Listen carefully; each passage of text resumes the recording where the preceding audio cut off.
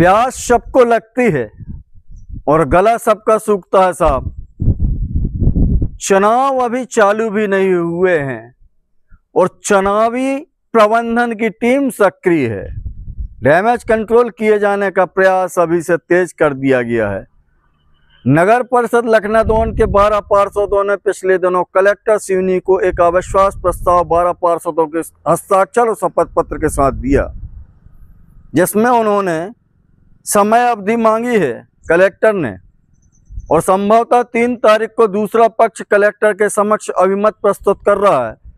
उसी से जुड़कर यह खबर चर्चाओं में आई है और चर्चाओं से निकलकर हम तक आई तो हमने वीडियो के माध्यम से आप तक पहुंचाना उचित समझा।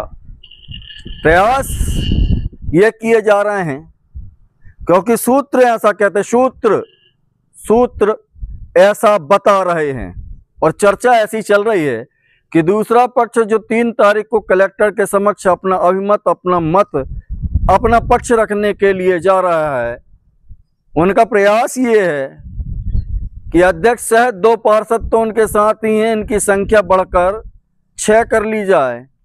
और जब 6 पार्षद के साथ दूसरा पक्ष जाएगा तो अविश्वास प्रस्ताव की पहली ही कड़ी में कमर तोड़े जाने का जो राजनीतिक हुनर है, और राजनीति में सब कुछ जायज है, इसलिए राजनीतिक प्रपंच जो है वो किया ही जाता है। हर चुनाव की बात है, अपने पक्ष में अनुकूल वातावरण बनाए जाने का प्रयास तो सभी करते हैं और शायद यह कवायद, यह डैमेज कंट्रोल भी इसी का हिस्सा हो सकती है। हालांकि हम जितनी बात कर रहे हैं वह सब सूत्र के हवाले से कर रहे हैं, हमारी गुप्त जानकारी और जो चर्चाएं चल रही उसके आधार पर कर रहे हैं। और यदि 3 की जगह 6 सदस्य इस अविश्वास प्रस्ताव के विरुद्ध में जाकर सक्षम अधिकारी के समक्ष कहेंगे कि साहब पहले इतने आए थे अब इतने हैं, तो इस अविश्वास प्रस्ताव की विश्वसनीयता यहीं पर देखी जा सकती है। ऐसा प्रयास चल रहा, होता है नहीं होता है ये अलग बात है। तो पहले एक पक्ष के पास जो पार्षद थे उनमें से 1 पार्षद और जो 7 विरोधी पार्षद थे उनमें से 2 पार्षदों के पास अनुनय और आग्रह पहुंचाया गया है कि आप हमारे साथ चलकर अपना पक्ष रखें और अध्यक्ष के साथ अभिमत प्रस्तुत करें। चुनाव है, राजनीति है, सब किस्म का प्रयास तो आदमी को अपने बचाव में करना ही पड़ता है और शायद ऐसा हो रहा होगा।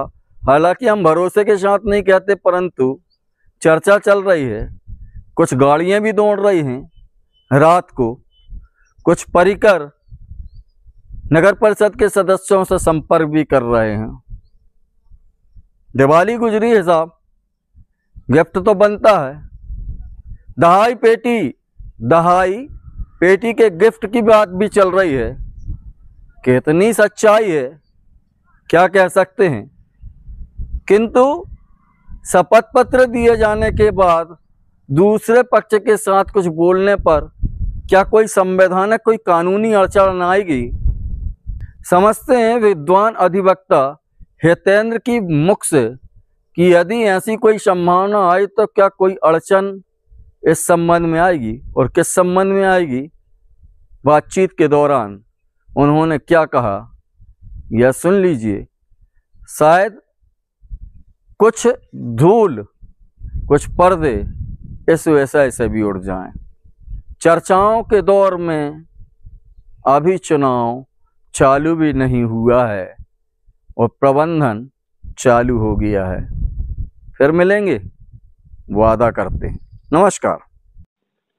वकील साहब, मैं ये जानना चाह रहा था कि किसी सक्षम अधिकारी अथवा सक्षम न्यायालय के समक्ष कोई शपथ पत्र प्रस्तुत करता है और दोबारा में फिर वह उस शपथ पत्र के विरुद्ध कथन करता है, तो क्या वह किसी अपराध की श्रेणी में आता है? मैं विधि संगत आपसे जानना चाह रहा हूँ।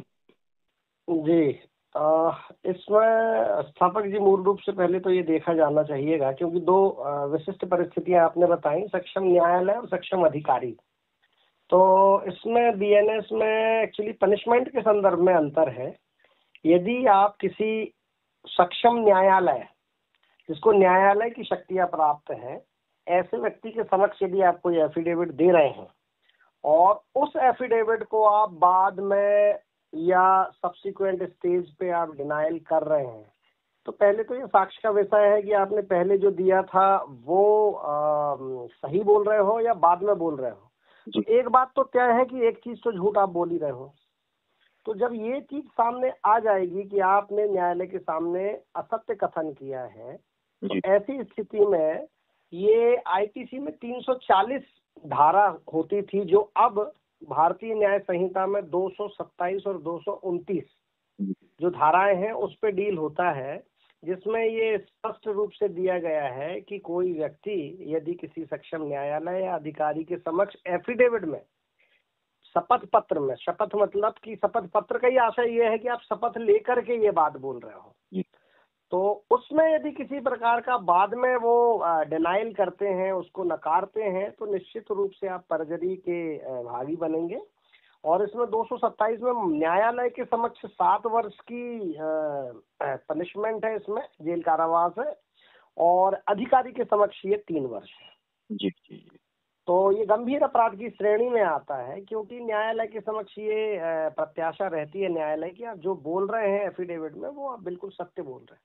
जी। और जब एविडेंस के रूप में, इसको एक्चुअली ये एविडेंस ही है जब आप न्यायालय के समक्ष ये बात बोल रहे हो। अच्छा, इसमें मौखिक और राइटिंग का कोई अंतर नहीं है, चाहे आप मौखिक बोलो चाहे लिख करके दो, वो एविडेंस है। तो ये गंभीर अपराध है। जी। और जी चलिए, धन्यवाद सर। जी।